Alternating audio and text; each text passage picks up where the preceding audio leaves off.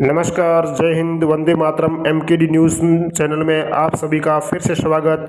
अगर आप हमारे चैनल पर नए हो तो चैनल को सब्सक्राइब जरूर कीजिए। राजस्थान विधानसभा चुनाव को लेकर चुनावी दौर शुरू हो गया है, क्योंकि राजस्थान के अंदर आज से 2 महीने बाद विधानसभा चुनाव होने वाले हैं। तो राजस्थान में हर साल 5-4 बदलती हुई नज़र सरकार, पिछली बार 2018 में कांग्रेस पार्टी की सरकार बनी थी, 2023 में अब बीजेपी पार्टी की सरकार बनने को लेकर प्रयास किए जा रहे हैं। लेकिन जिस प्रकार से कांग्रेस पार्टी चुनाव में उतरी है, इससे यह नहीं लग रहा है कि बीजेपी पार्टी की सरकार बनेगी। इस बार सर्वे के माध्यम से राजस्थान के अंदर बीजेपी और कांग्रेस के बीच बड़ी टक्कर होने की संभावना लग रही है। इस प्रकार से सी वोटर सर्वे ने एक और एबीपी न्यूज़ अपने आंकड़े जारी किए हैं। इस आंकड़ों के मुताबिक स्पष्ट नहीं होता है कि इस बार राजस्थान में किस पार्टी की सरकार बनेगी, राजस्थान में किस पार्टी की सरकार बनेगी, या तो फाइनल नतीजे सी वोटर टीम ही बताएंगे। चुनाव के बाद ही ये रिजल्ट सामने आएंगे। जिस प्रकार से सर्वे आंकड़े सामने आ रहे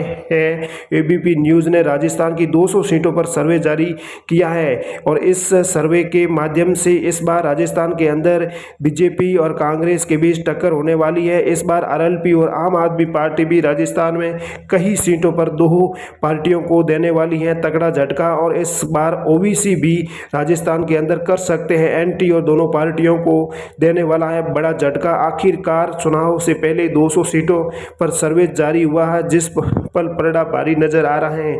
क्या कौन सी पार्टी की सीटें मिलती हुई नजर आ रही है, आपको ले चलते हैं सभी सीटों के आंकड़ों में। अब आप तक अभी तक चैनल को सब्सक्राइब नहीं किया तो जरूर करें। जोधपुर जिले की बात करते हैं, बीजेपी 3 पर, कांग्रेस 5 पर, अन्य पार्टियां 2 पर नजर आ रही है। मेरे भाइयों, जोधपुर जिले से आगे ले चलते हैं मां सर्वे की तरफ। नागौर जिले की बात करते हैं, बीजेपी 3 पर है, कांग्रेस 7 पर आ रही है। अन्य पार्टियों की बात करें तो 0 पर नजर आ रही है। मेरे भाइयों, नागौर जिले से आगे ले चलते हैं मां सर्वे की तरफ। नागौर में कुल 10 सीटें हैं विधानसभा, लेकिन बीजेपी 3 पर नजर आ रही है, कांग्रेस 7 पर नजर आ रही है। लेकिन अजमेर जिले की बात करते हैं, कुल 8 विधानसभा सीटें हैं, लेकिन बीजेपी पार्टी की बात करें 3 पर नजर आ रही है। कांग्रेस पार्टी की बात करते हैं तो 5 पर नजर आ रही है।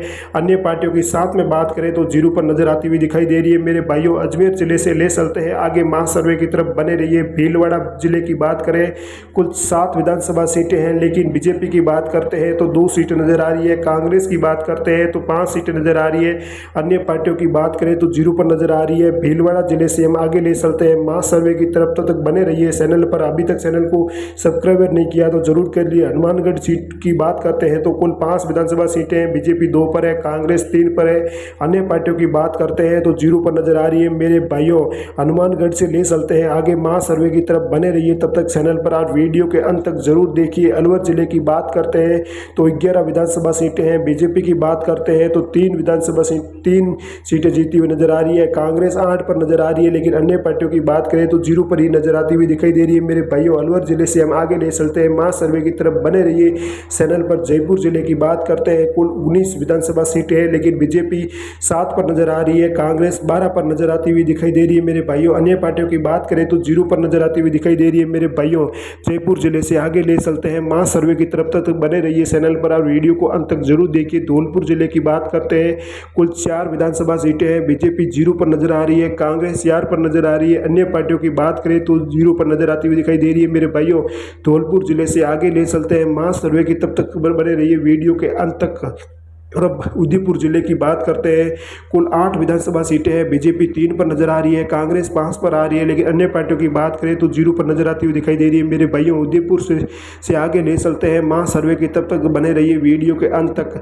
हम पूरी जानकारी की आप तुरंत और सटीक जानकारी देंगे। बाड़मेर जिले की बात करते हैं, कुल 7 विधानसभा सीटें हैं, लेकिन बीजेपी 2 पर नजर आ रही है, कांग्रेस 4 पर नजर आ रही है। अन्य पार्टियों की बात करें तो 1 पर नजर आती हुई दिखाई दे रही है। मेरे भाइयों, बाड़मेर जिले से आगे ले चलते हैं मां सर्वे की तरफ। बाड़मेर में कुल 4 विधानसभा सीटें हैं, बने रहिए। अब बात करें जालौर जिले की तो कुल 5 विधानसभा सीटें हैं, बीजेपी 2 पर नजर आ रही है, कांग्रेस 3 पर नजर आ रही है।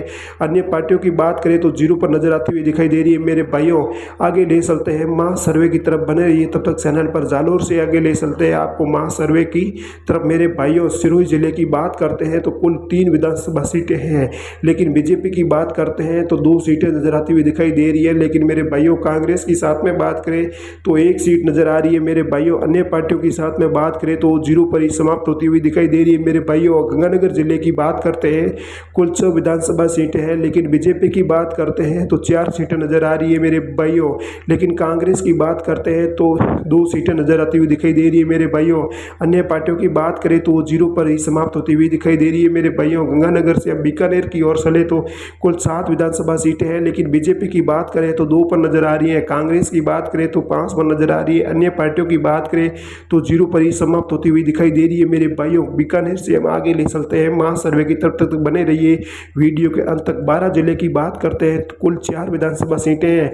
बीजेपी की बात करते हैं तो 2 पर नजर आ रही है। कांग्रेस की बात करते हैं तो भी 2 पर नजर आ रही है। अन्य पार्टियों की बात करें तो 0 पर नजर आती हुई दिखाई दे रही है मेरे भाइयों। 12 जिले से आगे ले चलते हैं महा सर्वे की तरफ तक, आप वीडियो के अंत तक बने रहिए। आप देखिए भरतपुर की बात करते हैं कुल 7 विधानसभा सीटें हैं। बीजेपी 3 पर नजर आ रही है, कांग्रेस 4 पर नजर आ रही है। अन्य पार्टियों की हम बात करें तो 0 पर ही समाप्त होती हुई दिखाई दे रही है मेरे भाइयों। भरतपुर जिले में कुल 7 विधानसभा सीटें हैं, लेकिन भरतपुर जिले से हम आगे ले चलते हैं महा सर्वे की तरफ तक बने रहिए। झुंझुनू जिले की बात करते हैं तो कुल 7 विधानसभा सीटें हैं, लेकिन बीजेपी की बात करें तो 3 पर ही समाप्त होती हुई दिखाई दे रही है। कांग्रेस की बात करें तो 4 पर सीटें समाप्त होती हुई दिखाई दे रही है, लेकिन अन्य पार्टियों की बात करें तो वो 0 पर ही नजर आ रही है मेरे भाइयों। झुंझुनू जिले की बात करते हैं, आगे बूंदी जिले की बात करते हैं तो 3 विधानसभा सीटें हैं। बीजेपी 1 पर नजर आ रही है, लेकिन कांग्रेस 2 पर नजर आ रही है। अन्य पार्टियों की बात करें तो 0 पर नजर आती हुई दिखाई दे रही है मेरे भाइयों। बूंदी जिले से आगे ले चलते हैं महा सर्वे की तरफ बने रहिए। बूंदी में 3 विधानसभा सीटें हैं। आगे की बात करें तो बूंदी से हम ले चलते हैं टोंक जिले की बात करते हैं कुल 4 विधानसभा सीटें हैं, लेकिन बीजेपी 1 पर नजर आ रही है, कांग्रेस 3 पर नजर आ रही है। अन्य पार्टियों की बात करें तो 0 पर नजर आती हुई दिखाई दे रही है मेरे भाइयों। टोंक जिले से आगे ले चलते हैं महा सर्वे की तरफ तक, वीडियो के अंत तक बने रहिए, आपको हर जानकारी दी जा रही है। दौसा जिले की बात करते हैं तो 5 विधानसभा सीटें हैं, लेकिन बीजेपी 2 पर नजर आ रही है, कांग्रेस 3 पर आ रही है। अन्य पार्टियों की बात करें तो 0 पर समाप्त हुई दिखाई दे रही है मेरे भाइयों। दौसा जिले से आगे ले चलते हैं महा सर्वे की तरफ तक, वीडियो के अंत तक बने रहिए, आपको हर जानकारी सटीक दी जा रही है। पाली जिले की बात करें तो कुल 6 विधानसभा सीटें हैं। बीजेपी 3 पर नजर आ रही है, कांग्रेस भी 3 पर नजर आ रही है। अन्य पार्टियों की बात करें तो 0 पर ही समाप्त हो रही है मेरे भाइयों। पाली जिले से आगे ले चलते हैं महा सर्वे की तरफ, वीडियो के अंत तक बने रहिए, आपको हर जिले की सटीक जानकारी दी जा रही है। लेकिन राजसमंद की बात करें कुल 4 विधानसभा सीटें हैं, लेकिन बीजेपी 2 पर ही नजर आती हुई दिखाई दे रही है। कांग्रेस की बात करते हैं तो भी 2 पर नजर आती हुई दिखाई दे रही है। अन्य पार्टियों की बात करें तो 0 पर ही समाप्त होती हुई दिखाई दे रही है मेरे भाइयों। राजसमंद जिले से आगे ले चलते हैं महा सर्वे की तरफ बने रहिए। सुरू जिले की बात करते हैं कुल 6 विधानसभा सीटें हैं। बीजेपी 3 पर नजर आ रही है, कांग्रेस भी 3 पर नजर आ रही है। अन्य पार्टियों की बात करें तो 0 पर ही समाप्त हो रही है मेरे भाइयों। सुरू जिले से आगे ले चलते हैं महा सर्वे की तब तक, वीडियो के अंत तक बने रहिए। सुरू जिले में कुल 100 विधानसभा सीटें थी, लेकिन सीकर जिले की बात करते हैं तो 8 विधानसभा सीटें हैं, लेकिन बीजेपी 3 पर नजर आ रही है, कांग्रेस 5 पर नजर आ रही है। अन्य पार्टियों की बात करें तो 0 पर ही समाप्त होती हुई दिखाई दे रही है मेरे भाइयों। सीकर जिले में कुल 8 विधानसभा सीटें हैं।